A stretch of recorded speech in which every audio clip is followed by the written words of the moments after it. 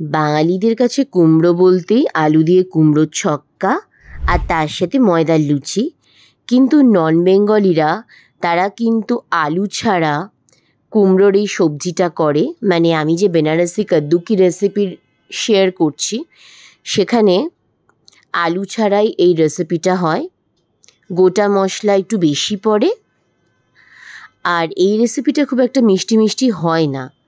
আর এই রেসিপিটা সার্ভ করা হয় আটার পুরির সাহায্যে। বেনারসি কাদ্দু কি সবজি বানানোর জন্য এখানে আমাদের তেলটা একটু বেশি পরিমাণে ব্যবহার হবে। তেলের মধ্যে আমি সমস্ত গোটা মশলাগুলো যোগ করে নিয়েছি। তারপরে গুঁড়ো হিং যোগ করার পরে এখানে কসৌরি মেথি যোগ হবে। এই রেসিপির সবথেকে অন্যতম উপকরণ হচ্ছে বিট নুন।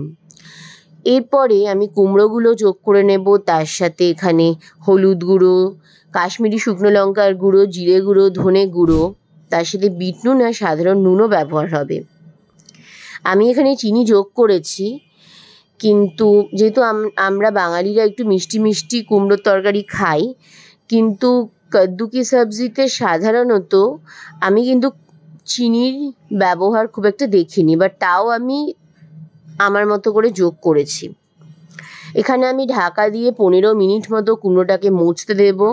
যতক্ষণে কুমড়োটা মজছে ততক্ষণে আমি পুরিটা তৈরি করে নেব।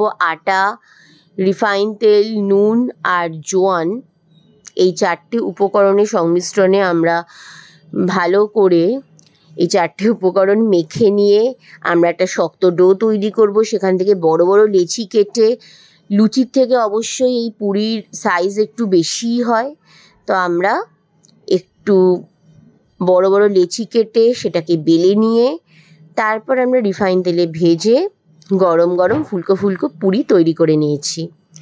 অন্যদিকে আমাদের কুমড়োও প্রায় মজে এসেছে 15 মিনিট পরে।